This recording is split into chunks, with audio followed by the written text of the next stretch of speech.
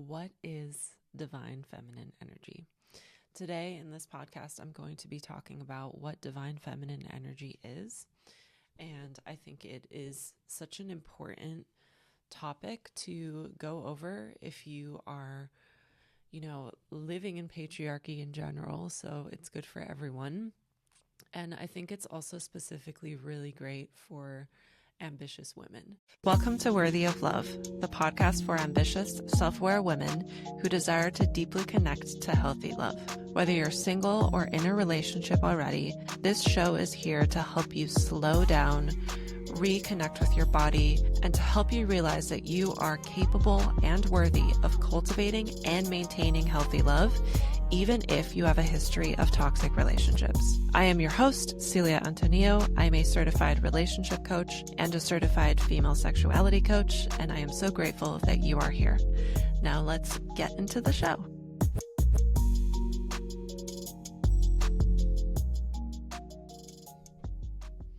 If you are an ambitious woman, you will receive so much life-changing transformation from following this journey that I went on about 5 years ago at this point. And that is the journey of following your curiosity to define what is divine feminine energy. Today in this podcast, I'm going to be talking about what divine feminine energy is. And I think it is such an important topic to go over if you are, living in patriarchy in general. So it's good for everyone. And I think it's also specifically really great for ambitious women. And you will learn why when I talk about why, like what that all is. And if you're watching the video, we have my kitty cat Paxton joining us right now. And hopefully the microphone is picking up some of his purrs. Okay, so where do I even start with this? So divine feminine energy is present in all things that exist. Divine feminine energy has nothing to do with gender. Gender and what we define as feminine versus masculine is actually a construct that is taught to us, and what you or I think is the good example of what a woman quote unquote should be, or what a man quote unquote should be, is only a result of our socialization within the society that we were raised in. And you can see evidence of this by studying different cultures and seeing that in different cultures, gender roles can be completely different than what is considered normal in your culture.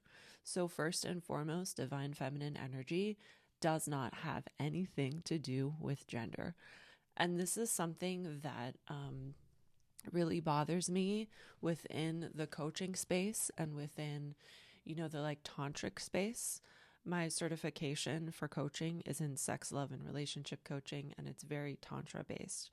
But in the online community of tantra educators and tantra teachers, I observe it, at least, what the algorithm has given me in that community. I observe it as a very patriarchal place that is serving up the definition of divine feminine energy in a way where it's like, this is what women are supposed to be. You have to be super feminine and you have to want a masculine partner. And I think these people aren't realizing that they are just very much conditioned by what society has told them a relationship looks like. They're very much conditioned by patriarchy, by heteronormative culture, very much conditioned by, capitalism as well plays a part in it. And it's very easy to talk about divine feminine energy in a way where you confuse it as being girly or feminine or womanly, but that is not what it is.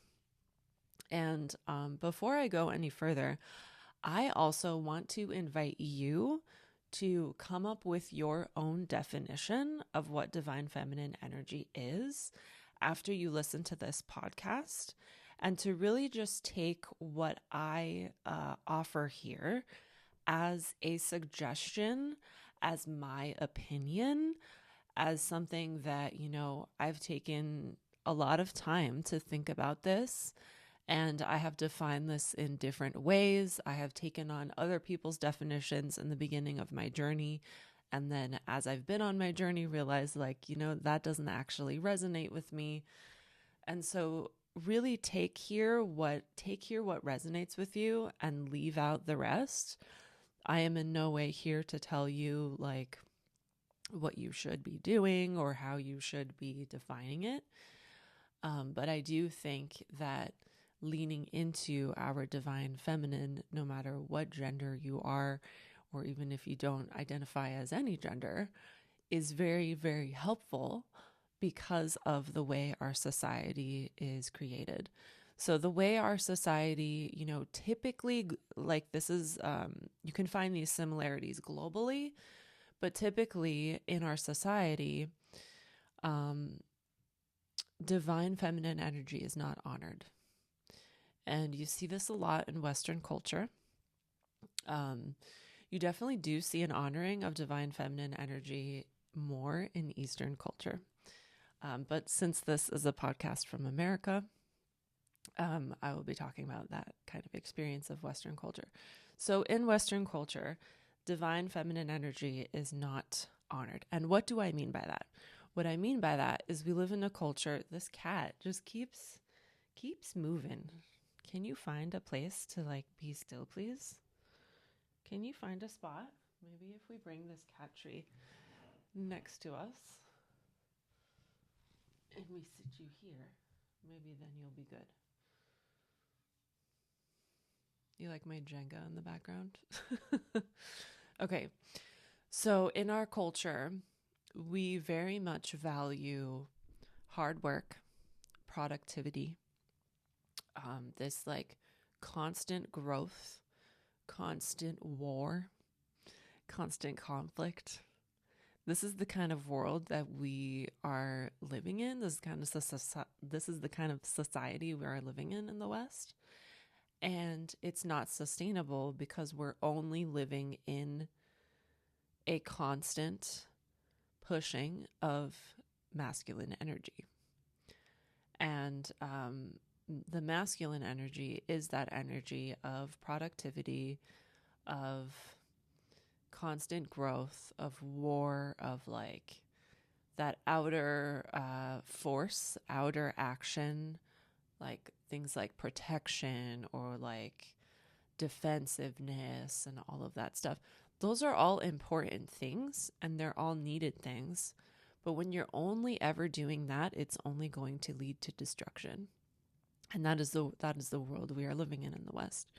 Whereas divine feminine energy is more of the like internal sensations, internal feelings, not constant growth, cyclical growth, because, you know, it's kind of like if you look at nature, in nature, you know, there's this tree I'm looking at outside my window. This tree, the leaves aren't constantly growing bigger and bigger. Like they eventually fall and then they, you know, decay on the ground. Yes, the tree trunk is, you know, constantly growing and the tree is always going to grow, but it happens slowly. It's not like this constant like, oh, let's get more profits than last year and more profits than more and more and more and more. And it's just not sustainable the way we have created our society in the West, where it's that constant growth. And so when I describe feminine and masculine energy in these terms, I hope that you can see that it has nothing to do with gender. It's just a way to describe two opposing elements that is present in all things. And I really mean all things. So I'll take an example of this pen on my desk. You can even, you know, see what the divine feminine and divine masculine qualities are in this pen. The masculine qualities are the shape of the pen that is holding in what's inside. And the divine feminine of this pen is the ink inside. The ink is flowy. The ink is moving. The ink is not something that is a rigid structure, but it's held in place by the structure of the pen. If this pen didn't have that structure of being held in place and it only had the feminine ink, you wouldn't be able to use it as a pen. And then if the pen only had the structure but no ink inside, you also wouldn't be able to use it as a pen. You need both of these things. So I hope this shows that it's, it's not having anything to do with gender, even though we call it divine feminine and divine masculine. That's why there are other ways to describe these things. There are different words, like you've probably heard of yin and yang. Yin is the feminine, yang is the masculine. Or even to make it even more simple, dark and light. You need darkness to have light, and you need light to be able to differentiate what is dark. You can't just have constant light or constant dark. Like, that doesn't exist in our universe, that it's constantly dark and no light at all. Even in the deep, deep, deep sea, where it's very dark, there are little slivers of light. There's, I'm thinking of like the anglerfish that has the little thing that goes over their head and it has like this little thing of light. They need that light to eat, to survive. So for me personally, divine feminine energy is something that like I was very curious about. And in 2021, I had at that time recently gotten my first cat. And I just, recognized that she would rest a lot. She was, very strong with her boundaries, really good at self-care. And that really inspired me. And at the same time, my algorithm on Instagram at that time was kind of like pushing a lot of like, oh, divine feminine. And the way I was exposed to what divine feminine energy was at that time was that it meant that so at the time, let me go back, let me give a little bit more context. At the time, I was like in the beginning of my business journey. And so when it comes to business and creating your business, the way it was taught to me in a quote unquote divine feminine way was like, you don't plan, you don't make a business plan, you don't like be super rigid about it, and you just, go with the flow with what you need and what you're feeling and what you're inspired for that day. And at first I found that very empowering, and for some of us that like works. But like I said before with the pen,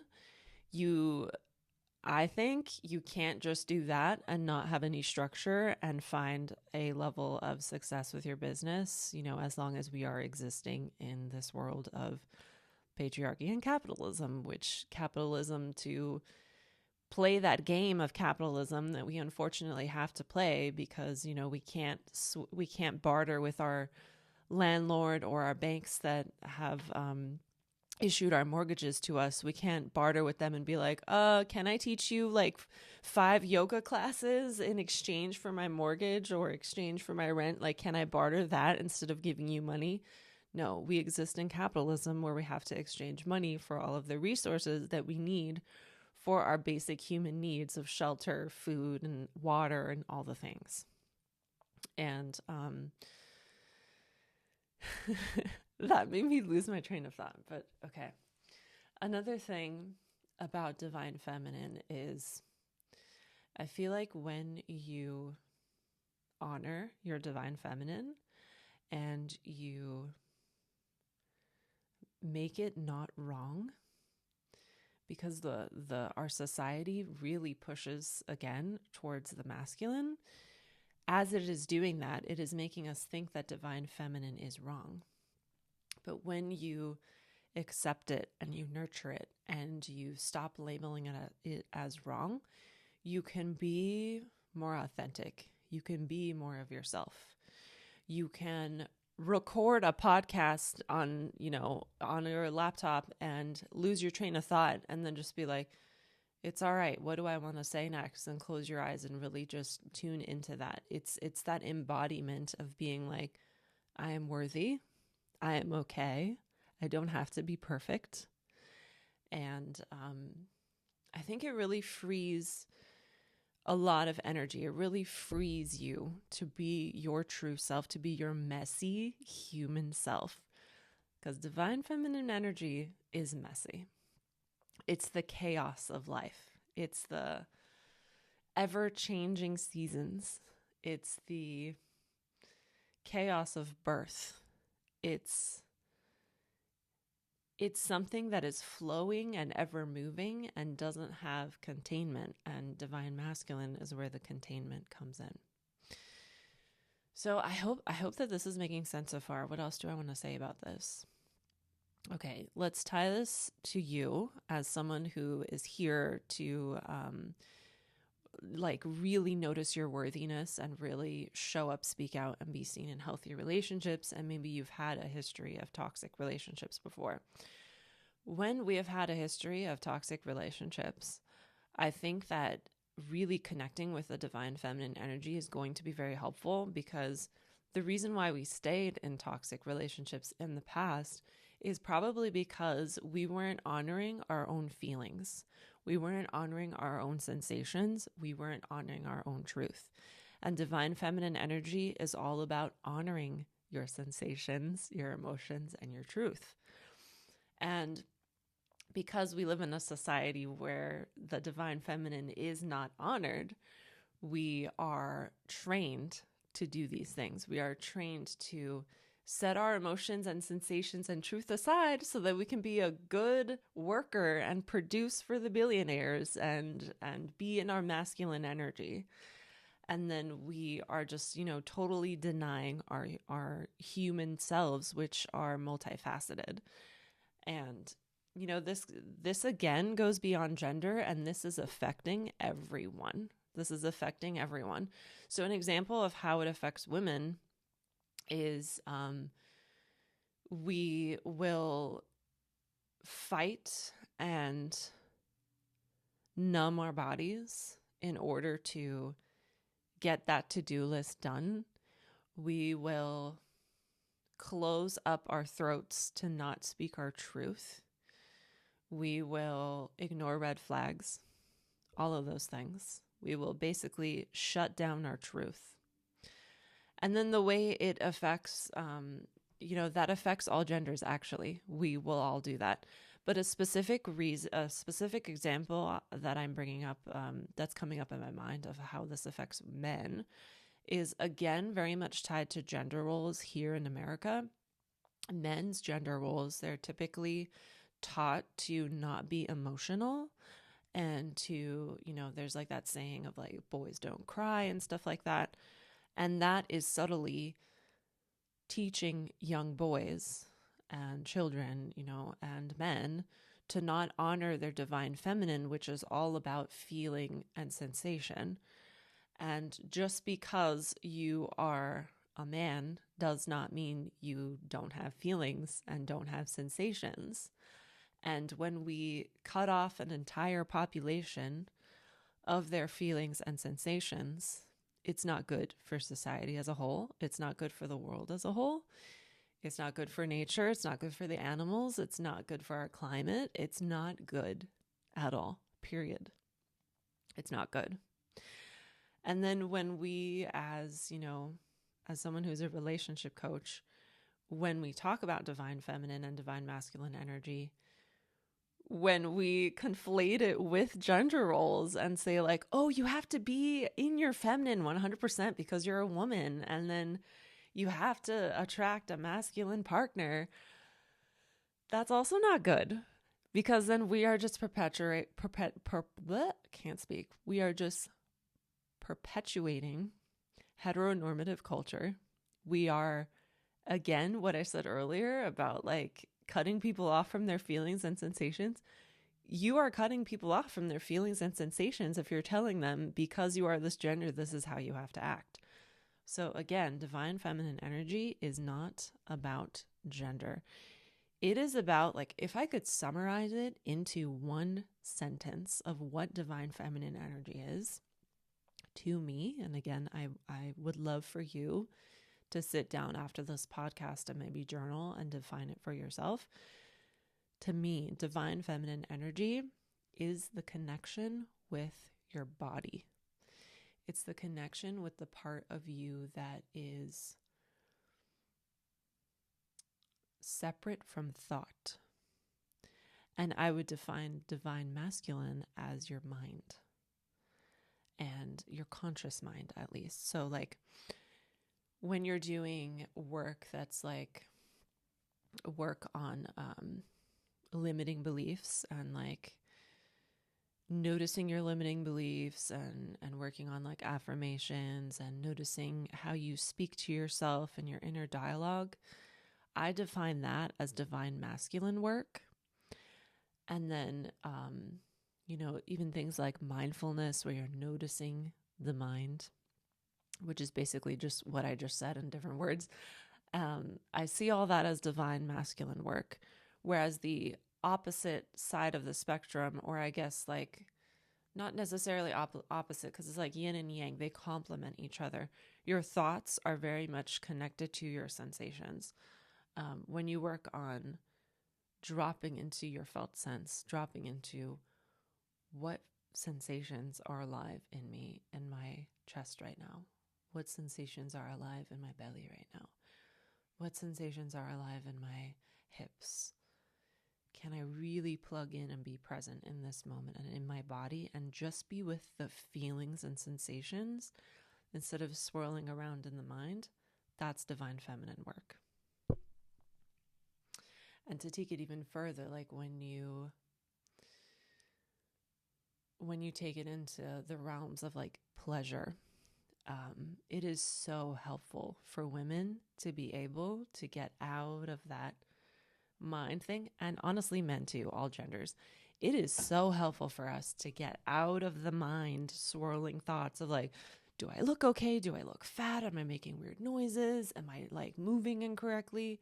Does he, she, or they like this? Like, what is that? Like, all of that anxiety does not help us when it comes to pleasure and sexuality. And so when we can drop into just really feeling the pleasure, breathing in with the pleasure, relaxing into the pleasure, it's going to help us be more present with the partner in front of us, or be more present with ourselves if it's solo sex. And it's going to help us really gain from that experience, rather than it being a frustrating experience, rather than it being something that doesn't connect you deeper to your body or doesn't connect you deeper to your partner. It is so helpful to connect with divine feminine energy. And what are other ways I can describe it? I feel like that like summarizes it. I'm having in my head, like right now I'm noticing, like I'm just seeing in the little like duration timer, like, oh, I've only been speaking for 21 minutes. There must be so much more that I have to say about divine feminine energy. And I'll just say one more thing. So I said earlier that your sensations are very much connected to your thoughts, and how thoughts are the divine masculine, in my opinion, and sensations are divine feminine, in my opinion. I also think that when you reconnect with your divine feminine energy, you are reconnecting with like where you originally came from and your like source of your first experiences as a human. Because just think about when you were in utero, before you knew words, before you knew language, you were just a beating, living being that was just experiencing sensation. Like you were just in the divine feminine experience. You were just there. That was all of your experience. That was all it was. That's like the origin of our experience, again, in my opinion. And then you're born, and you're born into this world, and you really are just truly, unapologetically in your divine feminine. You're just feeling, and you're expressing your feelings. Like I've never met a baby that's like, oh, I'm not worthy enough to cry. Like we're just like, we make it known when we need something. We make it known when we're pissed off, when we're hungry, when we're uncomfortable. We make it known. And then eventually divine masculine comes in, And then we learn words for things. We learn how to label stuff. We learn how to categorize things. There's that more like logicalness that we learn. And with both of those together in a good balance, we are able to function in our society. We are, conscious and aware of our world and able to explain what we're feeling, able to explain what we want and express what we want more in a more articulate way. And, even when you're doing things like defining the sensations you feel, it is very divine feminine to be with those feelings, but then it is also divine masculine when you put a word to those feelings, because it's like, who are we to say that a word that, let's say you're tuning into your sensations in your chest and you feel like a fluttery, glittery, warm feeling, right? That's like the label we put. That is still just like a made up concept. Like, who are we to say what the word glittery is, or the word warm is, or any word, honestly? Like this water bottle, like, why did we pick the word water? Like, it's all made up. I don't know if that makes any sense, but yeah, I highly recommend that you, after listening to this, take the time to really just see what comes up for you intuitively when I ask you what is divine feminine energy. And then I would also suggest for you to check in and notice, where are you maybe conflating gender roles with what it means to be in your divine feminine or be in your divine masculine, and how can you separate them? Because what gender, like whatever it is that you define as feminine in terms of the gender, is actually not feminine. It just is. Like it just is. It just exists. And in your society that you were socialized in, you learn to label that thing as feminine. Whereas in another society on the other side of the world, they label that thing as masculine, or they label it as neutral, or maybe they label it as the same. But we all learn different gender roles, and we learn how to define these things differently based on our socialization, when really it all doesn't actually really mean anything. The socialization is just helpful for us to coexist as a harmonious society, because when we all agree that something means a certain thing, it's easier for us to exist in a large group of people. And yeah, you can tell I'm in a sociology class right now. Okay, I hope that you enjoyed this episode. I will also link an older episode where I talked about this. It's probably going to be cringy because it's very old, but I also define divine feminine and divine masculine. And if you are watching or listening to this and you want to really connect with your divine feminine energy, and you are a woman or feminine identifying being, I have a breast massage course. It's called Heart Magic. And I think breast massage is a really good way to connect with your divine feminine energy, especially when it comes to self-love, body image, and even sexuality and pleasure, because the breasts are most often ignored. And doing a practice like breast massage that is very conscious and thoughtful is a way to really slow things down and to not come to pleasure and sexuality from a patriarchal way, where we are taught in a very divine masculine way that sexuality should be fast and quick and loud. And we learn that it can also be slow and gentle, and we can take our time and we can breathe, and then we can really come back into our bodies in a more deeper way than we ever have before. And yeah, I think breast massage is a really, really transformative practice to really connect with your divine feminine energy. So I'm going to include a link to my course Heart Magic in the show notes or the caption below. And yeah, I hope you like this episode. Feel free to comment below this video, or yeah, you'd have to go to the video. If you're listening to the podcast, I'll include a link to the YouTube video. Comment in the comments how you define divine feminine energy. I would love to read your comments. I feel like it very much is something of like the way I define it. I'm not saying like I am right. And I think it very much is a discussion that we can all have collectively. I also think that whatever we are defining it as now, whatever you're defining it as, whatever I'm defining it as, will change over time as we collectively, as a society and as people, learn more and heal more and develop more. So I hope you enjoyed this episode. I'll see you next time. Bye.